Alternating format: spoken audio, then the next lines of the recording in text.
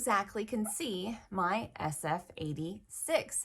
That's a comment we recently got on our YouTube channel, and a frequent question that does come up for security clearance applicants as you're filling out more than 100 pages of personal information. Obviously, the form goes to the government, typically for more than 95% of cases, to the Defense Counterintelligence and Security Agency, for an investigator to investigate, and then for an adjudicator to review. Beyond that, I think it's important for applicants to consider that there are basically kind of stovepipes to the information that comes in. Typically, the human resources recruiter, the person who hired you, is not going to see the data that's included on your SF86. So the form is very specific to the background investigation process. It is housed within now the Defense Information Systems for Security. And again, the purpose is for that background investigation. It is not the same as a personnel record that you would carry with you in terms of a personnel file that probably more people from an agency or organization or company perspective would have access to. It is typically something that your security officer reviews for accuracy and then passes on to the investigative agency. The specific way this question was phrased on our YouTube channel was the person was asking if local law enforcement authorities would be able to access the form if they apply for a local law enforcement position. Now, it's interesting that they asked about local law enforcement because accessing law enforcement records is actually a big hurdle that the federal government has had to try to accomplish in doing continuous evaluation and in the background investigation process. Getting access to local law enforcement records is important for the background investigation process.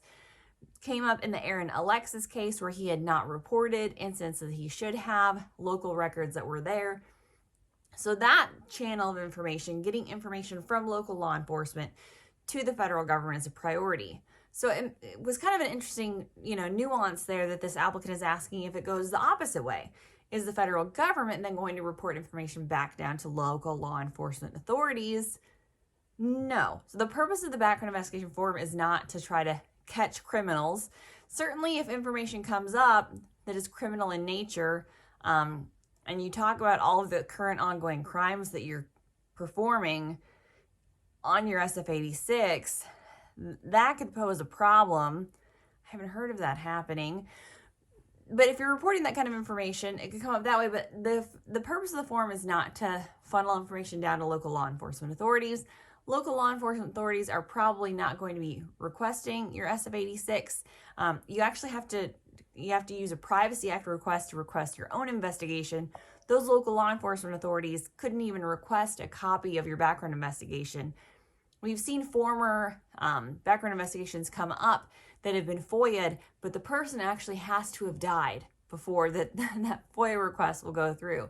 So the government does take seriously the security of the background investigation form. I say that, and I know 20 of you are going to comment about the OPM hack. Yes, I know that China has all 20 million background investigations. Since then, now that DCSA is using NBIS and trying to get us out of the 75-year-old legacy system, it's not 75-year, it feels like 75-year-old, the legacy technology that's currently underpinning the background investigation process, the goal is to create more security around the form. So the biggest risks to your background investigation information are honestly from foreign adversaries and hackers who are trying to get access to it. Local law enforcement authorities are not querying that data. It is not going to come up when you apply for your local police department position.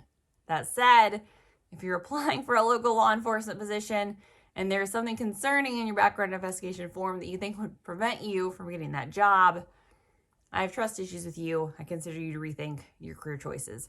So who can see the SF86? Background investigators, adjudicators, the agency conducting the investigation. It is a security tool.